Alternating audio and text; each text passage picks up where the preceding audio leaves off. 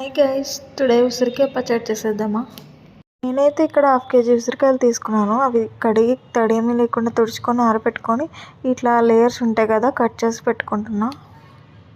నేను 50 grams చింతపండు తీసి 1 hour ముందు నానబెట్టుకున్నా. అది నానిన తర్వాత గొజ్జు తీసి పక్కన పెట్టుకున్నా. స్టవ్ మీద పెట్టి మనం అయితే ఉడికించుకోవాలి. ప్యాన్ పెట్టి 1 స్పూన్ మెంతులు 1 స్పూన్ ఆవాలు వేసి ఫ్రై చేసుకోవాలి. మెంతులు ఆవాలు మంచి స్మెల్ వచ్చే వరకు ఫ్రై చేసి ప్లేట్లోకి తీసి పక్కన పెట్టుకోవాలి. అదే ప్యాన్లో ఆయిల్ వేసి ఉసిరికాయలు వేసి ఫ్రై చేసుకోవాలి. కొన్ని వెల్లుల్లి రెబ్బలు తీసుకొని ఇలా రోట్లో వేసి కచ్చపచ్చగా దంచి పక్కన పెట్టుకోవాలి.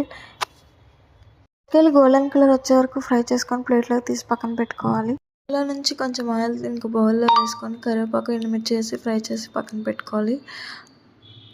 ఒక స్టీల్ గిన్నెని తీసుకొని అందులో ఫ్రై చేసుకున్న ఉసిరికాయలు, 1 కప్పు కారం, 1/2 కప్పు సాల్ట్, చుక్కున్న వెల్లుల్లి రెబ్బలు, ఇట్లా చింతపండు గుజ్జు వేసి మొత్తం ఒకసారి కలుపుకోవాలి.